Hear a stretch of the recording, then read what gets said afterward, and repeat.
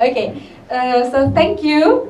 And I'm very happy to learn that there are a lot of survivors. And so maybe for you who has just got the information like 2 days ago, can really learn and we can share with each other how we survived. And I got to learn so many things about cancer. So the fact is that in Indonesia, for every 1,000 citizens, there are 4.3 people diagnosed with cancer. But, pardon me? Oh, I'm sorry. Yeah, yeah, yeah. I'm sorry. In Indonesia, for every 1,000 citizens, there are 4.3 people living with cancer. But the reality is, we only have zero point 0.6 hospital beds for everyone in the country. So how can that be enough for us? And number of doctors is only zero point 0.3 for everyone in the country, not only for cancer patients. So it's really, really far from enough. A lot of friends wait in the waiting room for days and even months, waiting for beds. And they don't get it because they passed away before they get it. They passed away before they get it. So they didn't get the chance to actually being medicated or receive treatment. And this is one of the authority in one of the leading hospitals in Indonesia. She said that we only have 15% being served and cared for in the medical institutions in Indonesia. And I don't think this is uniquely Indonesian because I think the numbers also happen in other countries, especially developing countries. Especially developing countries. And the number of cancer patients in the developing countries grow more, higher and higher every year than in developed countries. So, and this is radiotherapy because this is one of the pillars in cancer treatment. So in Indonesia, in general, WHO, World Health Organization, stated that every country needs to have one radiotherapy facility for every 1 million citizens. In fact, Indonesia only has 42, but we have 240 million citizens. So people have to wait up to a year to receive radiotherapy treatment. And how can cancer survive that long without treatment? There are a lot of people who just didn't get it. And again, they pass away before receiving treatments. And so WHO said that cancer is the leading cause of morbidity and mortality worldwide. As I mentioned earlier, there are 14 million new cases of cancer every year and 8.2 million of cancer-related deaths every year. And this is rising 70%. Can you imagine? 70%. This is amazingly high. So that's why people receiving cancer diagnosis are taking this diagnosis as death sentence. Not only diagnosis, like when you receive diagnosis of flu, people just tend to, come on, I'll be okay like in the next week, but not cancer. Right away, after people receive the diagnosis, they will walk away from the hospital feeling that they're dying. And they also feel that they have no future. They also receive a lot of information tsunami that I received, like hundreds of people telling me what to do. And then family, sometimes when we receive cancer diagnosis, it's the family who gets stressed. And stressful families don't really help. They even create a lot of pressure, And a lot of my friends in my foundation are actually complaining about family members making them feeling worse, not better. Not only family, communities who tell them, you have cancer, so that, maybe you did something wrong in the past, or maybe you're not a good girl in the past, maybe you did sinful things, this is a curse. Things like that happen. And then also guilt.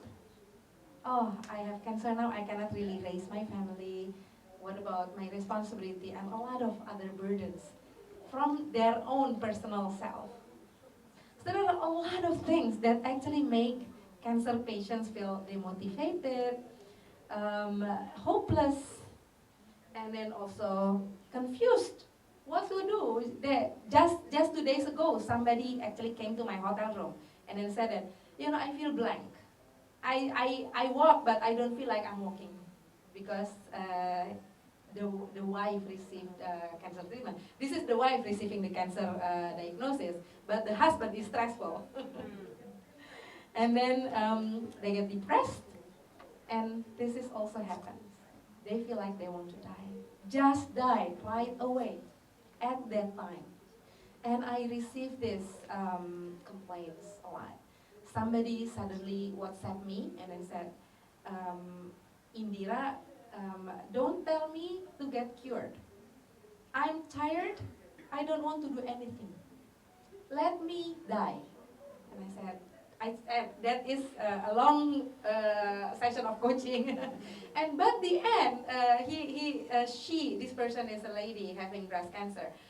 She mentioned, yeah, I don't know, people like you happen exist in this world. You are very motivated, and then there are also another person who's an author. She's also very motivated. And I said, what if an angel come to your side and then give you all this motivation and strength that you need? And then suddenly it's an aha moment for her. I feel lighter. Yes, I want to get medication. That's like, it takes an hour to reach that point. But it actually changes a suicide plan into a medication plan. So, and this person passed away already, but not because she gave up, but because the cancer has reached into an advanced stage. But that doesn't mean that she had a suicide. So that itself, it's not really a matter of dying, but the way you die. It's the way of acceptance, of feeling happy when you actually have to die. It also helps. Um, so this is what I mentioned earlier. People don't realize that, yes, the 8 million passed away, but we have 5.8 million who live.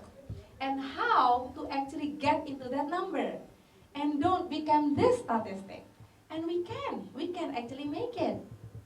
So when I was diagnosed with cancer, I right away felt happy.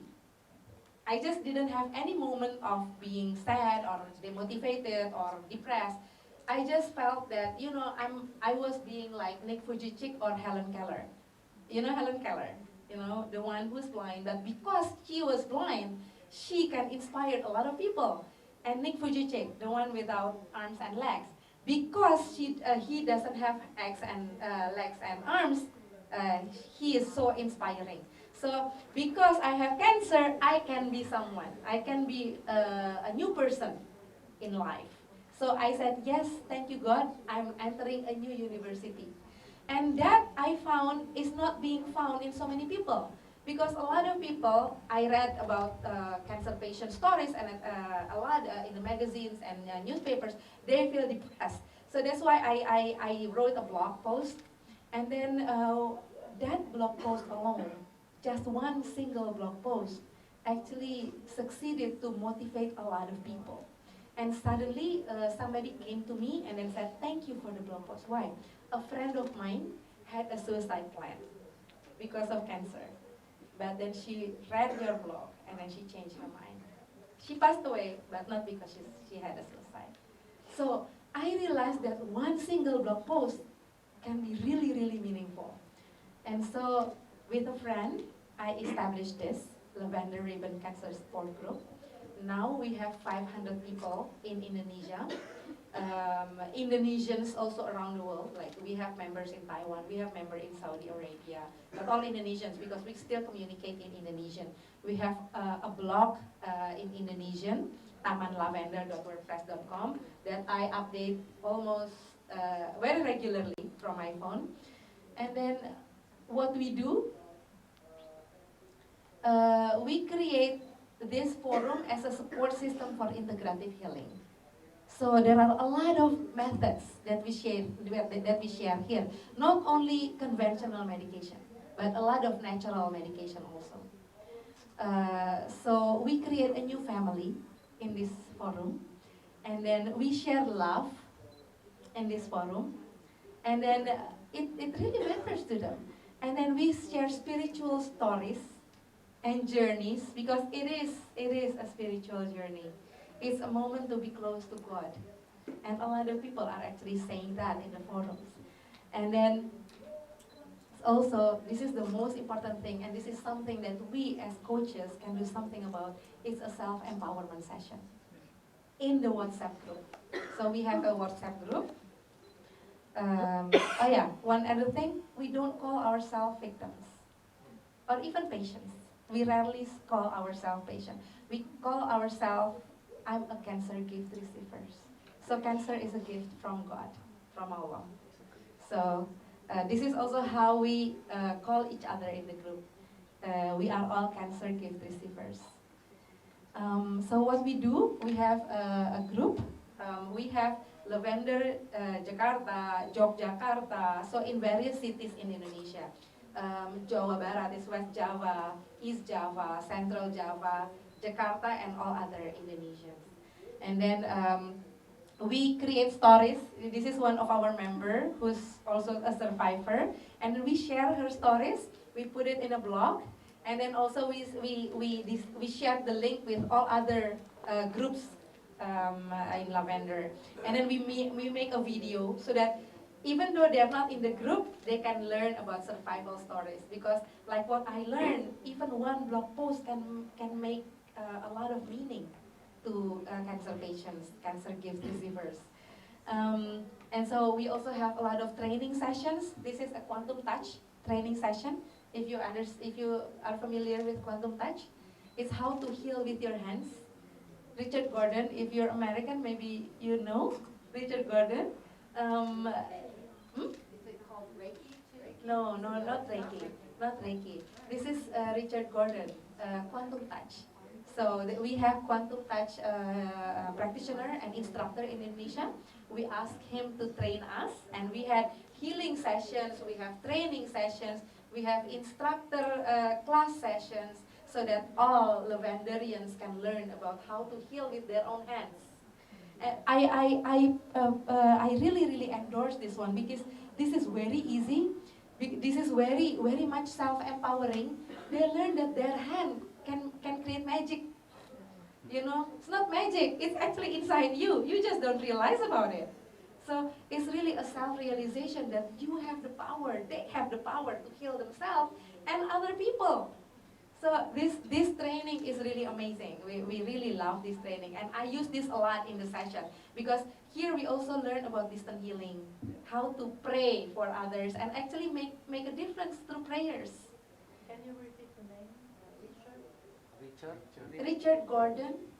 Richard Gordon, and the course is Quantum Touch. Quantum Touch. Okay, I have a blog post especially for that, and it's Indonesian, but you can translate that with Google Translate. Google Translate. Yeah, thanks to Google. Okay, and then this is our birthday session. This is our first birthday actually. We're only 1 year old. And we had a lot of speakers coming in and learn about how to eat, how to have alkaline diet, have to do juicing, how to do enema, Gerson therapy, a lot of things that we learned. So after that, people learn that, hey, curing cancer is something that is possible, and a lot of survivors out there. And then suddenly they feel that, yes, I can do this. And We also have coaching sessions. We invite a lot of coaches, including Pak Joseph, one of them, to coach our members. And this is one of the session. There's another one in the hospital. So the coaches go to the hospital. Some have telephone conferences like Pak Joseph. Ibu Lira also is a cancer coach, helping some cancer patients and members in the Lavender. And so, learning from all those sessions and all these interactions inside the group, we learn that we can turn their sentences into awareness that cancer is a gift. We can actually make them state from their own mouth that cancer is a gift, is a blessing from God. So it's not us telling them; they actually tell us that this is their new awareness, self-realization that they are powerful. Maybe before cancer, they didn't know that they're as powerful as that. But after learning cancer, they understand that they are very, very powerful. New horizon, like what Pak Joseph mentioned. Pak Joseph's coachee is now a cancer advisor and volunteer. So she found a very meaningful life after cancer. Before that, she's just a housewife, and so that's what we learn from her. And then motivation. A lot of people start to feel motivated, and not only for themselves, but also to help others. And also hopes. Now they have hopes. Before they were like, yeah, like I'm a ghost, I walk but I don't feel like I'm walking. But then after learning about so many things that we share, that we train, etc., and then they start to have hopes and inspiration from the stories. Stories are powerful, very, very powerful. Just one single story can change the life of a person. Accountability, then they can become accountable for their life. And then also gratitude, feeling thankful, like what you said. I'm thankful. Before, they can be very angry. The person who came to my hotel just in 2 days, here I'm receiving a lot of cancer gift receivers guests. Because I'm in Bali, and then the people in Bali tried to meet me. So he said, yeah, I was very angry to God. But then why do I have to be angry? It actually kills me. So now I turn that into gratitude. Thankful for God, because cancer is now a blessing. Before, it's like a knife stabbing their back. And then also new meanings in life. And this is true. There are a lot of new meanings in life that they didn't know, they didn't have before cancer, but now they have. They cherish every single moment that they have, because they know now that their life is not going to be 100 years. Every second matters. Every second needs to be cherished.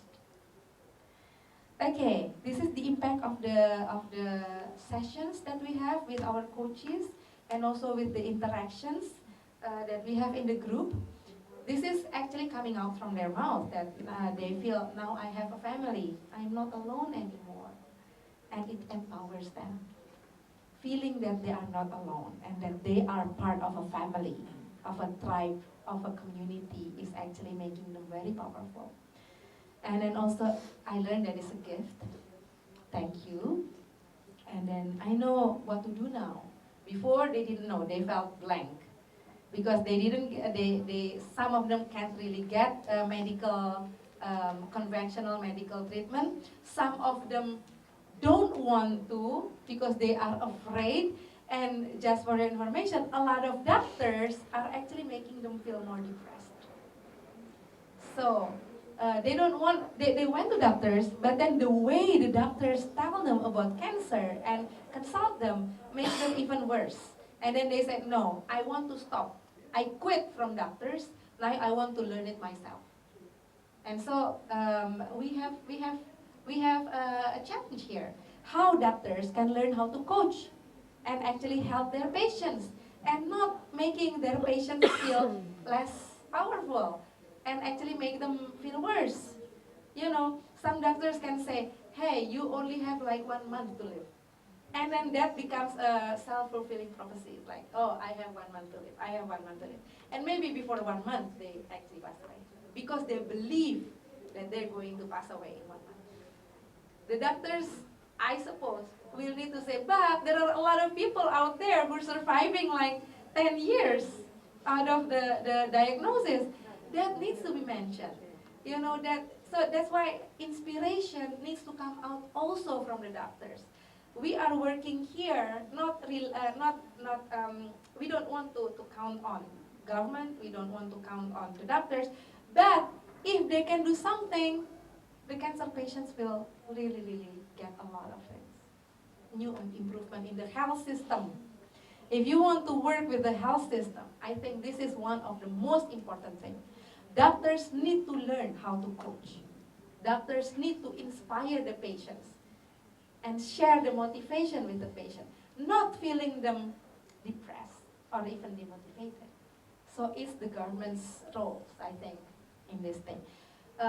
If it's very difficult to make doctors learn how to coach, because you know, doctors sometimes they feel that they are above God because they're the one who's actually heal the people.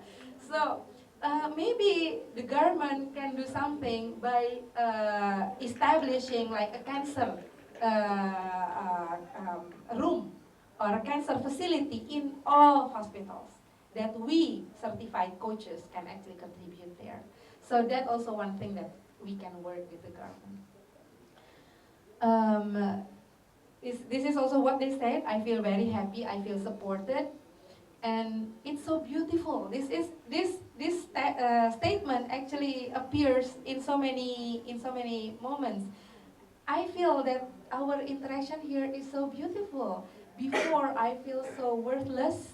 I feel like shit, you know, like on the ground, you know, people are stamping on me, pressuring me. But here, people are praying for me, people are wishing me the best, and actually they're training me, they're educating me, and we can make actions together. We can go to hospitals together, we can find, you know, we do hydroponics vegetables at home. And that also something that they can do together to be healthy, to be healthier. And so that's, they actually consider the interaction very beautiful. And they didn't find it before they had cancer. And so this is what I think we can do. Learning that stories are very powerful. I would love to write about your stories, and maybe we can collect stories. It's like Sabrina's story. What she just mentioned is amazing. And not everyone can say that in the first 2 days of the diagnosis. And I think that needs to be stated and that needs to be shared. You know, because there are people out there who has just learned that they have cancer and they can learn from this story.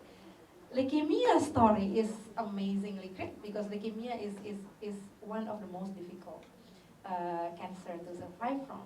And so your story can also make a difference. So a lot of people just in this room can make a difference by just writing a story and collecting stories. And maybe we can make books together. And so just one story, please, if you can just share with me, and then I can collect that and then make at least in a blog post that we can share together. And then I can share with you about how I develop my lavender, and you can develop that in your own country. Develop Lavender Ribbon Cancer Support Group, your chapter, and establish that. It needs a lot of commitment. I actually I realized that I really put a lot of time in this because I'm passionate about it, because I'm living it with my heart, and I really want to help others. Then it doesn't matter. So if you're really serious about establishing this will take a lot of commitment from your side. But I'm willing to help you because a lot of resources I have already. You can just translate it and then share it with your groups, and I'll be happy to do that. So use whatever I have. Don't start from the scratch. And then do cancer coaching. You can create a group and actually invite the certified coaches or people who want to be certified and needs coaching hour to contribute in your group. And so they can get something because they need to be certified, and then the coaches, the cancer gift receivers, can also learn something from them and be and transform into like a butterfly. And then this is actually something that I ponder. I haven't done, and I'm really thinking of how to do it. I haven't really find a way, but if we can document everything that we do and actually make it as a valid cancer research report and share it with the either a psychologist forum or conference or medical doctors conference, then coaching can start to be accepted in their fields. And then maybe that can open the way on how doctors can learn how to become coaches, or how government can enforce all hospitals to have a coaching session or a coaching facility in their hospitals. And so I have done all these three, so I can share everything with you, but I haven't done this. So I need your ideas. Please. Yes. This is a question, not an idea, because I Okay. don't have your experience. Okay. I'm wondering if it's good to mix. I'm talking about coaching. Mm-hmm. So if it's good to mix individual and group coaching, um, because I think a patient could be good for a patient to be with others Mm-hmm. in a coaching session, Mm-hmm. and also to be alone in a coaching session. Mm-hmm. So I'm asking you if it's interesting to mix individual and group coaching together. Okay. So what we do is actually both of them. So in the coaching session, yes, we do one-on-one, like what Pak Joseph is doing. Also with Coach Lira, they do it one-on-one through telephone or meeting one by one. But we also do it in a group. Like in the WhatsApp group, it's actually a group session because I actually throw away questions. I ask them to actually hold their body parts and ask the body parts what is it that they want for the body to heal. So we can do both. And another, if you can, okay. Mhm. Another idea is, because I'm talking about this in Brazil, Mhm. is when you teach coaching for doctors, Mhm. they can help a lot of people, not only for cancer disease, Mhm. but any kind of Mhm. Yeah. heart disease. Mhm.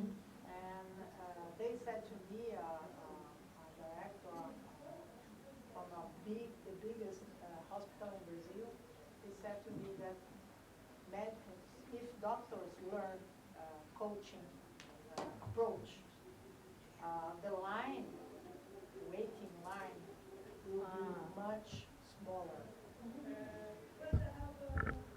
Because in the first day, second day, you learn to take care of yourself. Yeah. And they don't want to do it because of that?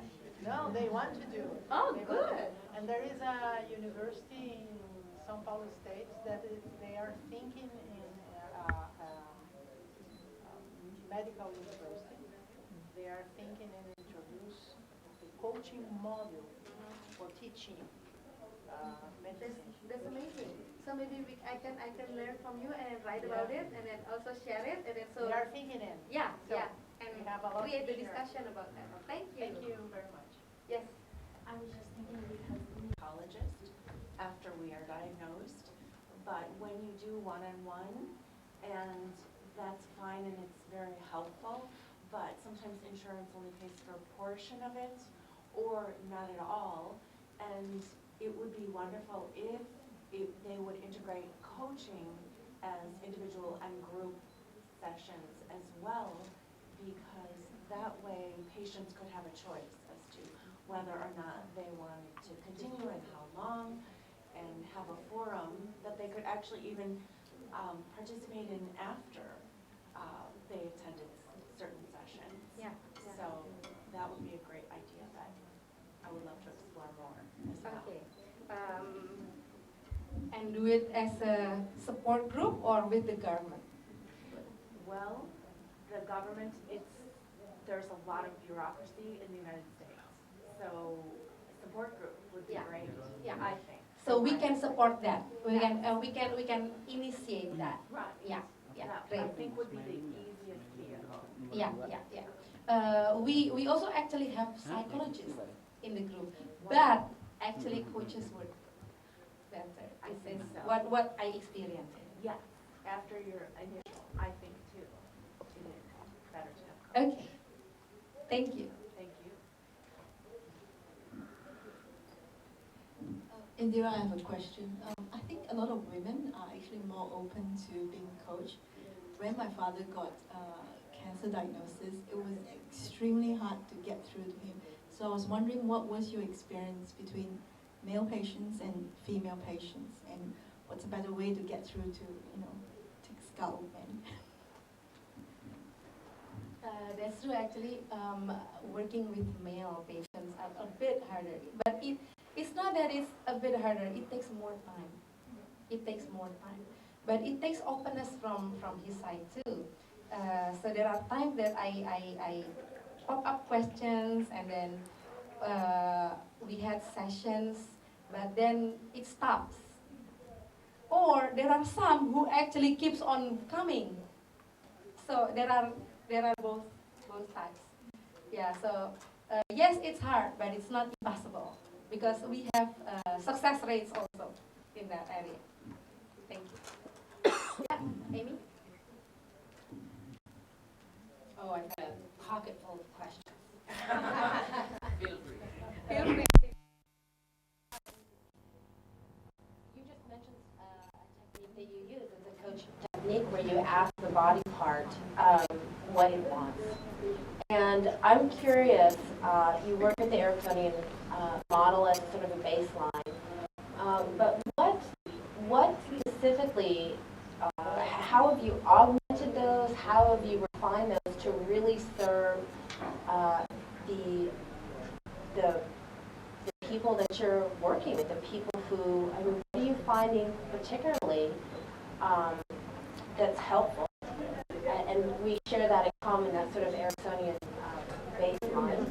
And then also, are the coaches that you have as a part of your team, have they also gone through the process of being cancer survivors? And how necessary is that? I mean, I think there certainly are topics here when you present the idea of cancer being a gift for someone who has not personally had to Here, or if an angel is here and give you that strength, what does it feel? And that I have one experience that changed suicide plan from medication plan from that just one question. And then also, if God is here with you and He tells you that you have this diagnosis, but you know that He loves you so much, and all that He gives is only just the best. Why do you think